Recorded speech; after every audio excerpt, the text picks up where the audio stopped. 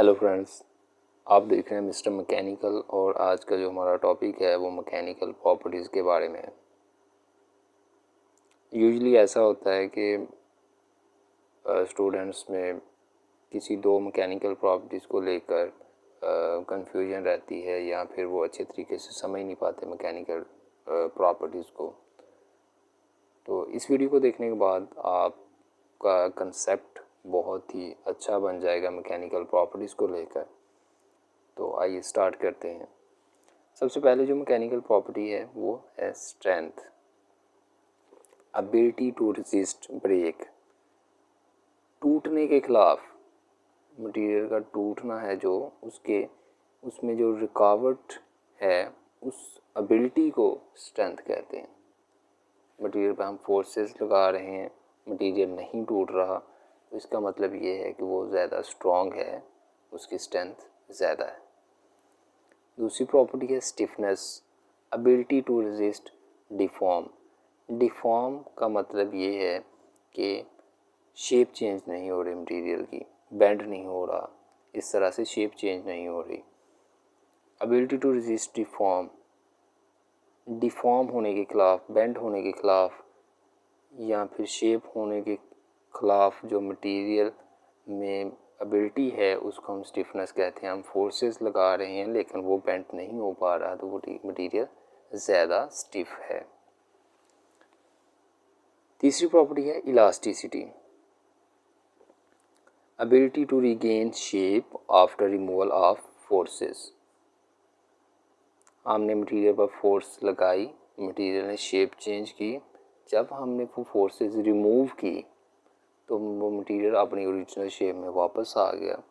तो ये इलास्टिसिटी है। ये मटेरियल की ऐसी प्रॉपर्टी को इलास्टिसिटी कहते हैं, ऐसे मटेरियल को इलास्टिक मटेरियल कहते हैं। उसके बाद है मटेरियल की जो प्रॉपर्टी है उसको हम कहते हैं प्लास्टिसिटी। प्लास्टिसिटी बेसिकली उल्ट है इलास्टिसिटी के। Ability to retain deformation permanently. जब हमने फोर्सेस लगाई मटेरियल पर, मटेरियल की शेप चेंज हुई और वो मटेरियल उसी शेप में ही रहा। हालांकि हमने जो है ना वो फोर्सेस रिमूव भी कर दी। फोर्सेस रिमूव करने के बाद वो अपनी ओरिजिनल शेप में नहीं आया बल्कि उसी शेप को इख्तियार कर लिया जो कि फोर्सेस लगाने के बाद थी। तो उस प्रॉपर्टी को हम कहते हैं प्लास्टिसिटी।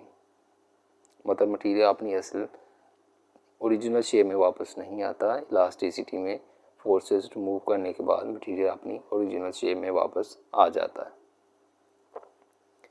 उसके बाद जो नेक्स्ट प्रॉपर्टी है वो है डिक्टिलिटी।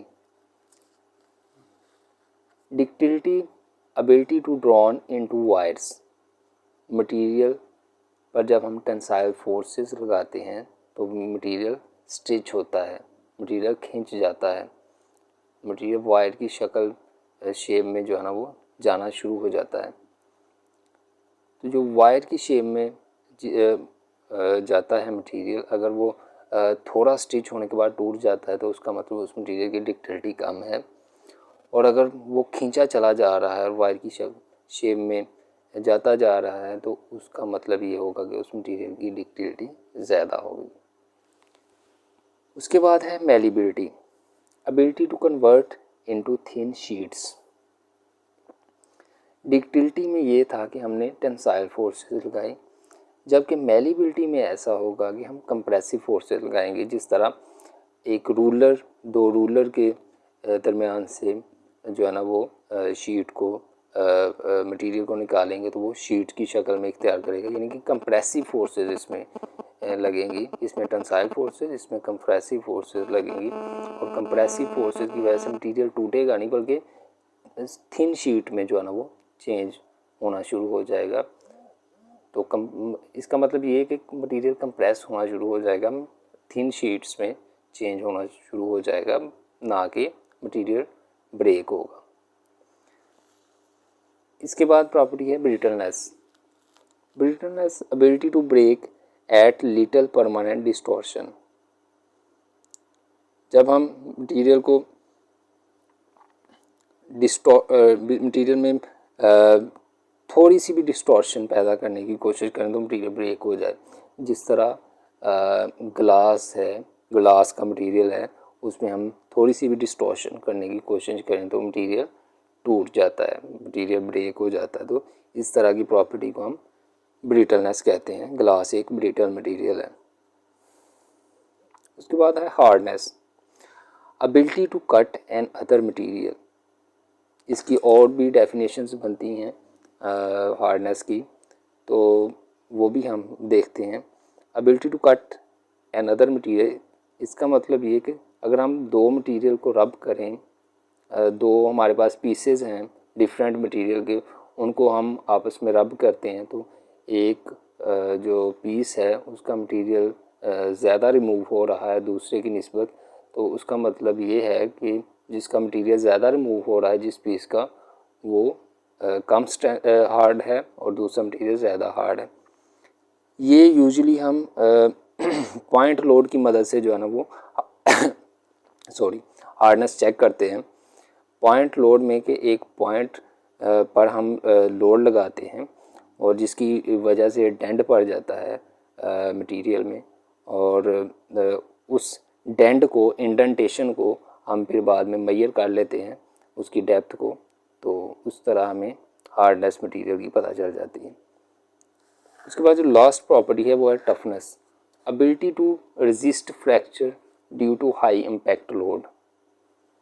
हाई इम्पैक्ट लोड का मतलब ये कि जो चोट लगानी होती है, जिस तरह हम हैमर ब्लो करते हैं, हैमर की मदद से चोट लगाते हैं, तो इस तरह के लोड को इम्पैक्ट लोड कहते हैं।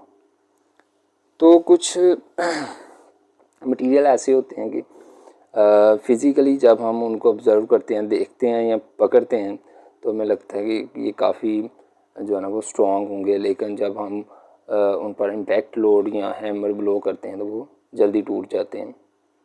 या इसके बरअक्स भी होता है, यानी कि इसके ऑपोजिट भी होता है कि कोई मटेरियल हमें देखने में बहुत हल्का सा नज़र आ रहा हो, लेकिन जब हम उस पर इम्पैक्ट लोड लगाते हैं तो वो काफ़ी ज़्यादा जो है ना वो इम्पैक्ट लोड को बर्दाश्त करता है, उसमें फ्रैक्चर नहीं आता। तो ऐसी एबिलिटी जो कि रेजिस्ट करे फ्रैक्चर को, यानी कि फ्रैक्चर ना आने दे मटेरियल में, इम्पैक्ट लोड की वजह से जो होता है उसको हम कहते हैं टफनेस। और ये जो बुलेट प्रूफ ग्लासेस होते हैं गाड़ियों के, इनमें ये प्रॉपर्टी जो है ना वो पाई जाती है। आई होप आप बहुत ही अच्छे तरीके से समझ पाए होंगे ये सारी मैकेनिकल प्रॉपर्टीज़ को। तो अगर आपको कोई हेल्प हुई है ये प्रॉपर्टीज़ को समझने में, अंडरस्टैंड करने में, तो हमारे हौसला अफजाई के लिए, मोटिवेशन के लिए हमारे चैनल को सब्सक्राइब कर दें, वीडियो को लाइक कर दें और दूसरे दोस्तों के साथ शेयर करें। Thank you. अल्लाह।